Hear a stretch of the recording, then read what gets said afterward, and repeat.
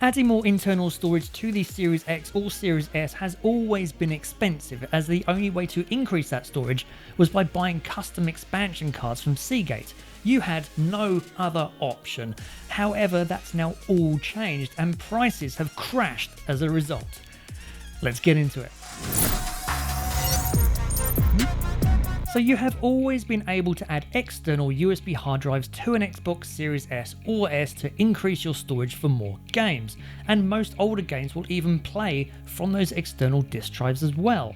However, for games that are optimized for Series X and S, these have to run on the internal storage. They will not run if they are installed on an external drive. And as more and more games become optimized for these latest consoles, well, it becomes really annoying having to move games all the time from external to internal storage and back again. So you can expand your internal storage as well, but unlike a PS5 where you can just go out and buy a standard NVMe drive, you can only expand the storage on a Series X or S using a custom expansion card that has to be authorized and approved by Microsoft. So as you can imagine, that sounds expensive, and it was.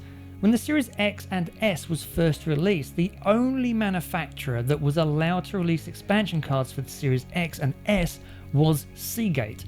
So they had a complete monopoly in the market. You either bought a card from them or, well, you didn't.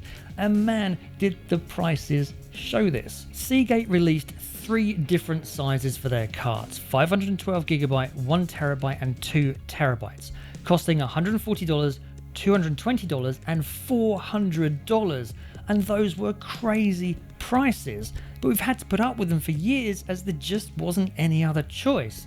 However, that has now changed. Enter Western Digital, because Western Digital have now released the C50 expansion cards, and at a price that puts Seagate firmly in its place. They've got 2 models, a 512GB and a 1TB, for $80 and $150, and that $150 is almost a third cheaper than the comparable Seagate card. They unfortunately didn't release a 2TB card, but maybe they'll change that and release one in the future. That makes these cards so much cheaper than the Seagate ones. So what did Seagate do? Well, they rather unsurprisingly dropped their prices to $90, $150 and $280, which are some big price drops. So that's good news, right? Well, yes, it is in a way. More competition in the market for expansion cards has forced the prices to drop.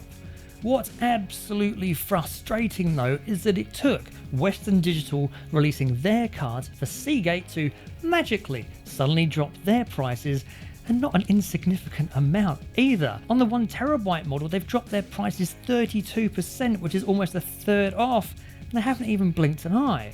So that probably means that they could have sold them to us at those prices years ago.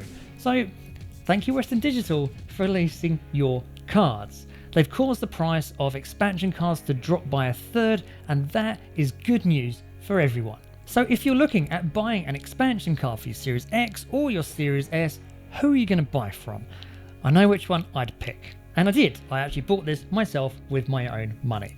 I will put links in the description down below so you can go check them out for yourself. What do you think of the price changes though? Do you think Seagate were actually screwing us over, or do you think those prices were justified? Let me know in the comments down below. I hope you've enjoyed this video. Thanks for watching, and I'll see you in the next one.